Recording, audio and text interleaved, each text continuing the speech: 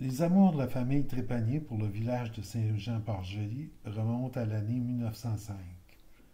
Cette année-là, Anne-Marie Gagnon, l'une des deux organistes de la paroisse, fait paraître dans un quotidien de Montréal une petite annonce invitant des correspondants à lui envoyer des cartes postales.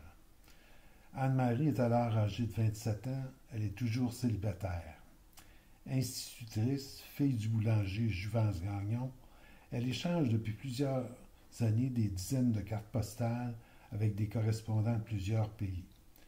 C'est une femme raffinée, romantique, et la solitude semble lui peser lourd. À Montréal, son invitation attire l'attention. À la fin d'octobre, elle reçoit une carte postale d'un mystérieux personnage qui ne s'identifie pas, mais qui signe tout vôtre un journaliste. Ce correspondant, c'est mon grand-père, Léon Trépanier. Âgé de 25 ans, il travaille à la presse depuis 1903 et il n'a pas encore connu le grand amour. Sa première carte marque le début d'une longue correspondance qui deviendra vite très passionnée. Après quelques lettres, il décide d'effectuer plusieurs reportages dans le Bas-Saint-Laurent et le tout se termine par un mariage le 30 octobre 1906. C'est l'événement qui déclenche la longue relation des Trépaniers avec Saint-Jean-Port-Joli. Mes grands-parents auront 4 enfants. Jacqueline, Suzanne, Claude et mon père Jacques, qui naîtra en 1907 à Saint-Jean-Port-Joli. Pendant les 30 années qui suivront, la famille passera régulièrement ses vacances dans le village, se logeant dans différents hôtels ou pensions de famille, pendant que mon grand-père poursuivra sa carrière dans le journalisme avant de se lancer en politique et de devenir échevin. Des 4 enfants Trépanier, mon père Jacques sera celui qui s'attachera le plus à Saint-Jean à cause de sa fascination pour le fleuve et ses paysages. En 1932, il se porte acquéreur d'un vieux voilier, le Vagabond, jusque-là la propriété de Joseph Giasson, gardien du phare de l'île du Pilier de Pierre. Durant les 2 étés suivants, il sillonne le fleuve de long en large, voyageant de Saint-Jean à Québec, s'arrêtant régulièrement au Pilier de Pierre pour saluer son ami le gardien Antonio Bourgault, qui le remerciera en lui remettant une maquette de son voilier. Le journal de Bourgault mentionne fréquemment ses passages au Pilier.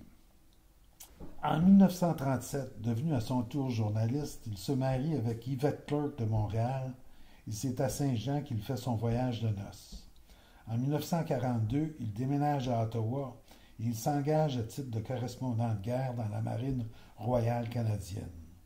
Ma mère, alors en vacances à Saint-Jean, décide d'y rester plutôt que de retourner à Ottawa, une ville où elle s'ennuie.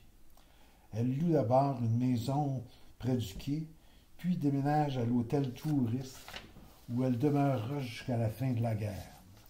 La bâtisse où logeait cet établissement, propriété à l'époque de M. et Mme Gaspard Dumas, existe toujours. C'est la vieille maison de pierre où demeurait François Boissonneau, le prêtre qui fut curé de la paroisse de 1814 à 1843.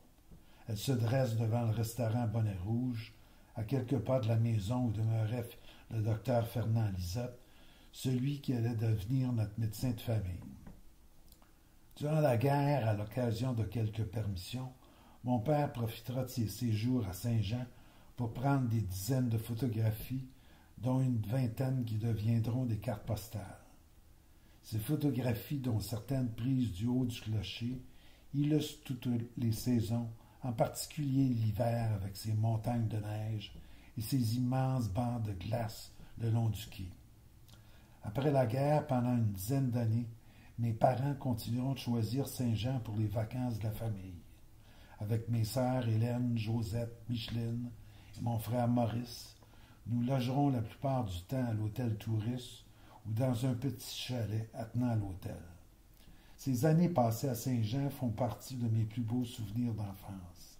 Encore là, mon père a conservé de nombreuses photos de ces jours heureux dominés par nos jeux sur la plage, dans les bois longeant le fleuve et dans les champs de la ferme de Léo Caron. À ces photos s'ajoutent les miennes, prises plus tard, avec mes enfants, lors de nos premières excursions de camping sur le terrain des Chamarres, la demi-lieue, alors que je commençais à mon tour ma carrière dans le journalisme.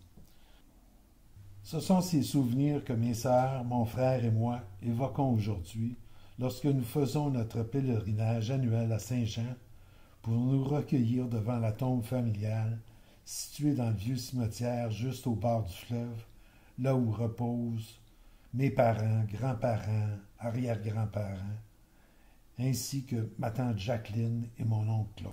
Lors de ces rendez-vous, on redécouvre les mêmes rochers de tuf qui faisaient partie de notre terrain de jeu durant notre enfance.